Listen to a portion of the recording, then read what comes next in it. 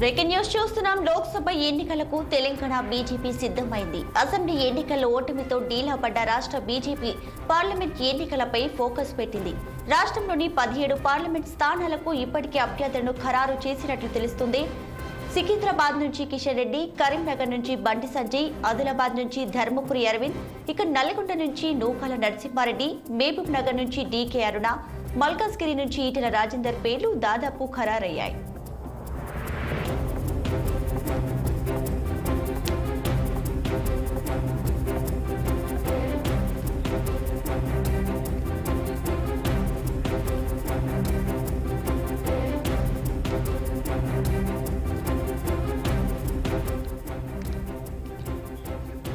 లోక్సభ ఎన్నికలకు తెలంగాణ బీజేపీ సిద్ధమైంది. అసెంబ్లీ ఎన్నికల్లో ఓటమితో ఢీలా పడ్డ రాష్ట్ర బీజేపీ ఇప్పుడు వచ్చే పార్లమెంట్ ఎన్నికలపై ఫోకస్ చేసింది. రాష్ట్రంలోని 17 పార్లమెంట్ స్థానాలకు గాను ఇప్పటికే అభ్యర్థులను ఖరారు చేసినట్టు తెలుస్తోంది. సికింద్రాబాద్ నుంచి కిషన్ రెడ్డి, కరీంనగర్ నుంచి బండి సంజయ్, ఆదిలాబాద్ నుంచి ధర్మపురి అరవింద్, నల్గొండ నుంచి నూకల నరసింహారెడ్డి, మహబూబ్ నగర్ నుంచి డీకే అరుణ, మల్కాజ్గిరి నుంచి ఈటెల రాజేందర్ పేర్లు కూడా దాదాపు ఖరారైనట్లుగా తెలుస్తుంది. ఇక పూర్తి డీటెయిల్స్ ను అందించడానికి మా ప్రతినిధి మాధవి లైవ్ లో సిద్ధంగా ఉన్నారు. మాధవి, చెప్పండి, పార్లమెంట్ ఎన్నికలకు సంబంధించి బీజేపీ పార్టీ కొంతమంది అభ్యర్థుల పేర్లు కూడా ఖరారు చేసినట్లుగా తెలుస్తుంది. వాళ్ళు ఎవరెవరు పేర్లు ఉన్నాయి, డీటెయిల్స్ ఏంటి? Thank you Deepika. దాదాపుగా బీజేపీలో బలమైన అభ్యర్థుల కోసం చాలా రోజుల నుంచి వారు అభ్యర్థుల వేటలో ఉన్నారు.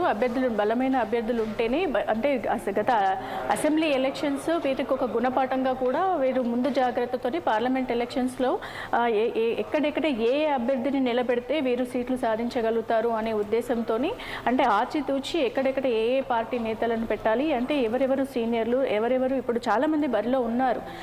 అలా బరిలో ఉన్నా కానీ చాలా వరకు కూడా ఇక్కడ దాదాపుగా బీజేపీ టార్గెట్ వచ్చేసి 17 మొత్తం పార్లమెంట్ సీట్లలో కనీసం 14 సీట్లైనా సొంతం చేసుకోవాలి అనే ముఖ్య ఉద్దేశంతో ఈ బీజేపీ నేతలు చాలా, అంటే బలమైన అభ్యర్థులు, అంటే ఎన్నికల్లో గత పార్టీలలో బలమైన అభ్యర్థి ఎవరు అంటే దాదాపుగా ఇప్పుడు కిషన్ రెడ్డి, బండి సంజయ్, ఈటెల రాజేందర్, డీకే అరుణ, స్వయం బాబురావు, రఘునందన్ రావు, ఇలా పార్టీకి బాగా ఫెమిలియర్స్, అంటే బాగా తెలిసిన వ్యక్తులు అయితే ఎవరైతే ఉన్నారో వారితో పాటు ఇంకా కొందరి కొత్త పేర్లు కూడా మనకు వినబడుతూ ఉన్నాయి. ఆ కొత్త పేర్లలో కూడా ఇప్పటి వరకు మనకు ఖరారైన సీట్లలో చూసుకున్నట్లయితే ఇప్పుడు దాదాపుగా 14 సీట్లు వస్తే కానీ తెలంగాణ నుండి నరేంద్ర మోడీ గారికి ఇక్కడ వారి ప్రభుత్వం నిలబడుతుంది అనే ఉద్దేశంతో ఎలాగైనా మూడోసారి కూడా నరేంద్ర మోడీనే హ్యాట్రిక్ సాధించేలాగా బలమైన, అంటే ఇప్పటికి చూస్తున్నాము వరుసగా ఫిబ్రవరి నెల ఎప్పుడైతే స్టార్ట్ అయిందో అక్కడ నుండి కిషన్ రెడ్డి చేతుల మీదుగా మనం బీజేపీ కార్యాలయంలో చూసుకున్నట్లయితే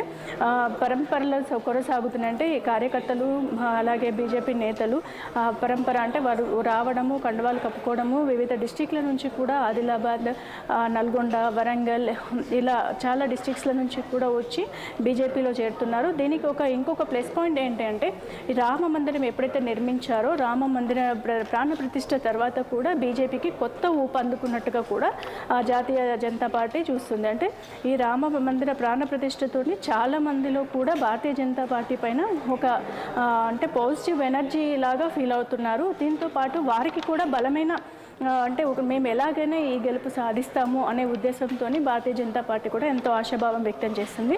ఇందులో భాగంగానే కొంతమంది, అంటే ఇప్పుడు ఎవరైతే 4 సిట్టింగ్ ఎంపీలు ఉన్నారో, సికింద్రాబాద్ నుండి కిషన్ రెడ్డి, కరీంనగర్ నుండి బండి సంజయ్, అలాగే ఆదిలాబాద్ నుండి ధర్మపురి అరవింద్, నిజామాబాద్ నుండి ధర్మపురి అరవింద్, ఆదిలాబాద్ నుండి స్వయం బాబురావు, ఈ 4 సీట్లు మాత్రం వారు ఎక్కడైతే స్థానాలు ఉన్నాయో ఆ స్థానాల నుంచి మాత్రం వారు పోటీ చేయడం ఖరారైపోయింది దాదాపుగా. కానీ ఇప్పుడు ఉన్న మెయిన్ మెజారిటీ ఎక్కడైతే ఉందో మల్కాజిగిరి కాన్స్టిట్యున్సీ ఏదైతే ఉందో, అలాగే మహబూబ్ నగర్, నల్గొండ, వరంగల్, ఖమ్మం, చేవెళ్ళ, మెదక్, ఇలా ఉన్న ఈ డిస్ట్రిక్ట్స్లలో కూడా దాదాపుగా ఎవరెవరిని సిట్టింగ్, అంటే చాలామంది నేమ్స్ వచ్చాయి. కానీ వచ్చిన తర్వాత కూడా అందులో కొంతమందిని మాత్రమే సెలెక్ట్ చేసుకోవడం జరుగుతుంది. దాదాపుగా నల్గొండ నుండి కూడా నూకల నరసింహారెడ్డి అనే పేరు కూడా వినబడుతుంది. దాంతోపాటు మహేశ్వర్ రెడ్డి పేరు కూడా వినబడుతుంది.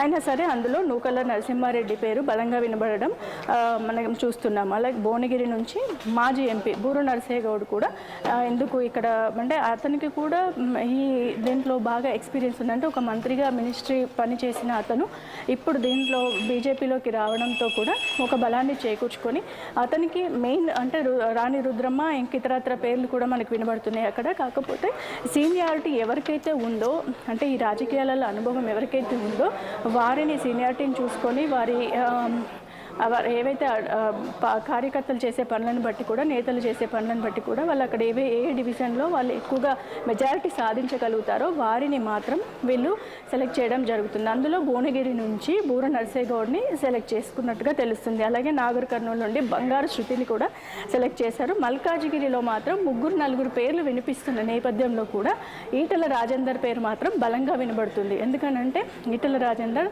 అంతకుముందు కూడా బీఆర్ఎస్ నుంచి బయటకు వచ్చిన తర్వాత హుజూరాబాద్ ఎలక్షన్స్లో ఎమ్మెల్యేగా గెలుపు ఆయనకు ఒక మలుపుగా మారిపోయింది. కాబట్టి అక్కడ నుండి కూడా మరలా బీజేపీలో కూడా మల్కాజిగిరి కాన్స్టిట్యున్సీ నుంచి ఈటల రాజేందర్కి పేరు మాత్రం గట్టిగా వినిపిస్తుంది. అలాగే వరంగల్ నుండి కూడా మాజీ డీజీపీ కృష్ణప్రసాద్, కడియం కళ్యాణ్, కొండేటి శ్రీధర్, కానీ అందులో ఎవరు అనేది కూడా మనకి ఇంకా తెలియరాలేదు. సో ఇంకా దాన్ని కూడా ఇంకా ఈ నెల ఆఖరులోగా ఈ ఎవరెవరైతే అభ్యర్థులు ఉన్నారో ఇంకా ఖచ్చితంగా కూడా పేర్లు మనకు ఇంకా కొంతమంది పేర్లు కూడా బయటికి రావడానికి అవకాశం ఉంది. అలాగే ఖమ్మంలో కూడా ఈవి రమేష్ అనే పేరు కూడా మనకు వినిపిస్తుంది ఖమ్మం డివిజన్ నుంచి. అలాగే మహబూబాబాద్ నుండి ఒడిశా మాజీ సిఎస్ రామచంద్ర నాయక్ పేరు కూడా వినిపిస్తుంది. అలాగే చేవెళ్ళ నుండి కొండ విశ్వేశ్వరరెడ్డి పేరు కూడా మనకు వినిపిస్తుంది. సో మెదక్ నుండి మాత్రం దాదాపుగా రఘునందన్ రావు పేరు ఖరారైనట్లుగానే మనకు తెలుస్తుంది. సో చాలామంది కూడా టికెట్ ఆశిస్తున్నారు, కానీ అందులో ఎవరెవరు ఏంటి అనేది మాత్రం ఈ బీజేపీ చిట్టా మాత్రం మనకు దాదాపుగా ఖరారైన పేర్లు ఇప్పుడు మనం విన్నాం. కాబట్టి ఇంకా మిగిలిన సీట్లని కూడా వారు ఈ నెల ఆఖరు లోపల కూడా ఖరారు చేసే ఉద్దేశంలో అయితే బీజేపీ పార్టీ ఉన్నట్లుగా తెలుస్తుంది. దీపిక.